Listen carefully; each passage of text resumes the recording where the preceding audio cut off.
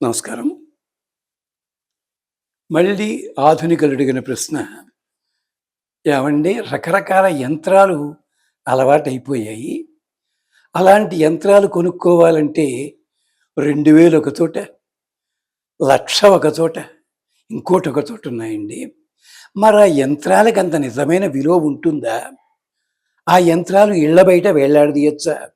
ఎంచేత 5,000 పెట్టి కొనుక్కున్నాం. ఇంటి బయట వేలాడదీశాం.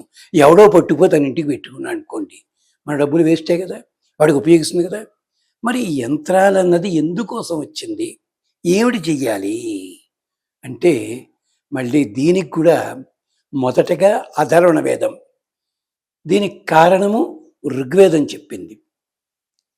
ఈ యంత్రము ఎలా తయారు చేయాలో చెప్పింది యజుర్వేదం. యంత్రాలు ఏవి కాదని కాదండి. మీలో కొంచెం వయసు దాటిన వాళ్ళు ఉంటే బహుశా బాలమిత్ర చందమామ అని పుస్తకాలు ఉండేవి, పిల్లల పుస్తకాలు. దాంట్లో 5వ పేజీలోనో 4వ పేజీలోనో ఓ అడ్వర్టైజ్మెంట్ ఉండేది, చిన్నది, అంటే 2 అంగుళాల వెడల్పులో అడ్వర్టైజ్మెంట్.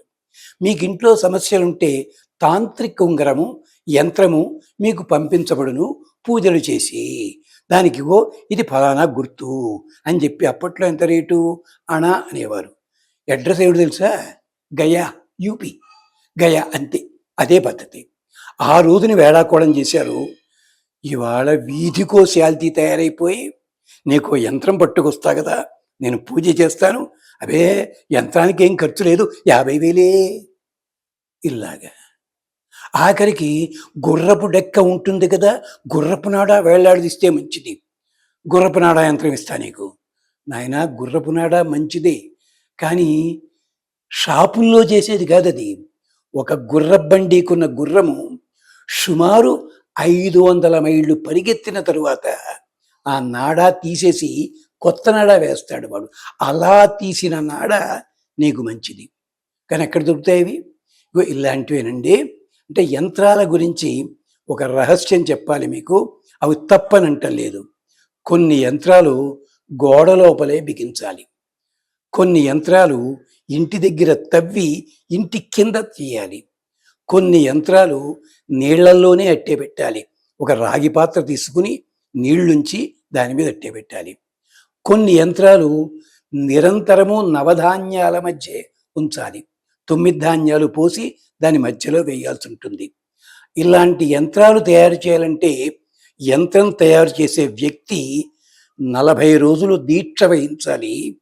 ఆ యంత్రానికి 16 ఉపచారాలు చెయ్యాలి. దానికి సంబంధించి 33 దేవతలు ఉంటారు, వాళ్ళ దేవతాహ్వానం చెయ్యాలి. అక్కడ పెట్టే దీపాలు ఉంటాయి. ఇవన్నీ నేను కల్పించి చెప్తున్నవి కాదు, అధర్వణ వేదంలో వరుసగా ఉంటాయి. చూడండి. దీనికి ప్రారంభం ఎవరో తెలుసునా? అగస్త్య మహర్షి ప్రారంభించాడు. అగస్త్యుడే కాదు, వశిష్ఠుడు కూడా చూపించాడు, విశ్వామిత్రుడు చూపించాడు, జినుడనే మహర్షి చూపించాడు, కాలకంజులనే వాళ్ళు చూపించారు. వీళ్ళందరూ చేశారు ఆ మంత్రాలు. ఇప్పుడు దానికి 16 ఉపచారాలు. ఆవాహయామి, ఆసనం సమర్పయామి, ఫలానా ఫలానా అంటూ 32 ఉపచారాలు ఉంటాయి. అవి చేసి భగవంతుని దగ్గర పెట్టి దానికి అభిషేకాలు చేసి కొన్ని పాతి పెట్టాలి, కొన్ని కనిపించేలా చూపెట్టాలి, కొన్ని కనిపించకుండా దాచాలి, కొన్ని చెట్ల చింత చెట్టు వేప చెట్టు లోపల కన్నంలా తవ్వి దాంట్లో పెట్టాలి. ఇలా ఉండాలి.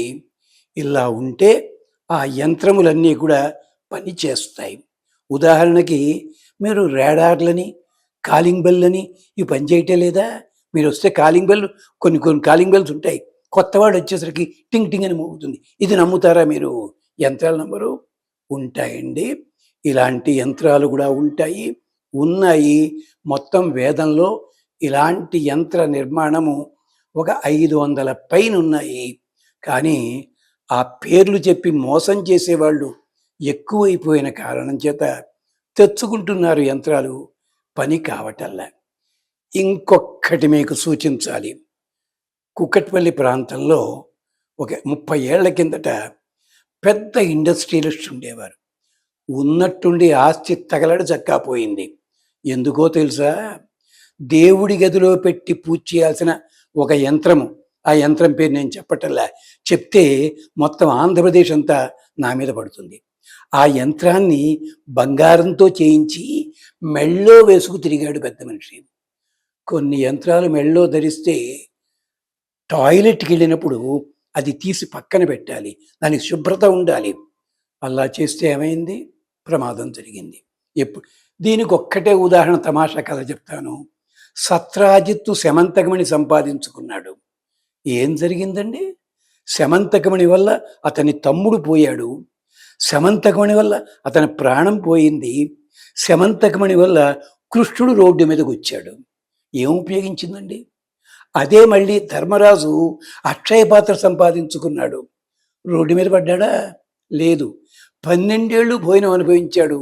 ఆ తర్వాత ఈ పాత్ర మళ్ళీ సూర్యుడికే అప్పచెప్పేశాడు. ఎప్పుడు కూడా యంత్రాలన్నవి పని చేస్తాయి, తప్పుగా వాడినట్టయితే ప్రమాదం తెచ్చి పెడతాయి. ఈ కథలన్నీ చెప్పింది అదే. అందుకనే మళ్ళీ ఒక్కసారి శమంతకోపాఖ్యానం చదువుకోండి. యంత్రాలకి సంబంధించి అద్భుతమైన కథ అది. యంత్రం అంటే నీకు కష్టాలు సుఖాలు ఉంటే నియంత్రించేది, దుఃఖాలని తొలగించేది, ఇది అర్థం. చేత మీరు ఆ యంత్రాలు సరైన వాడు చేస్తే మంచిది. ఈ అడ్వర్టైజ్మెంట్, ఈ యంత్రాలు మా షాపులో దొరుకుతున్నాయి, వాటిని రోడ్డు మీద పెట్టి అమ్ముతున్నామంటే వాటి స్థితి ఏమైందో ఆలోచించుకోండి. స్వస్తి.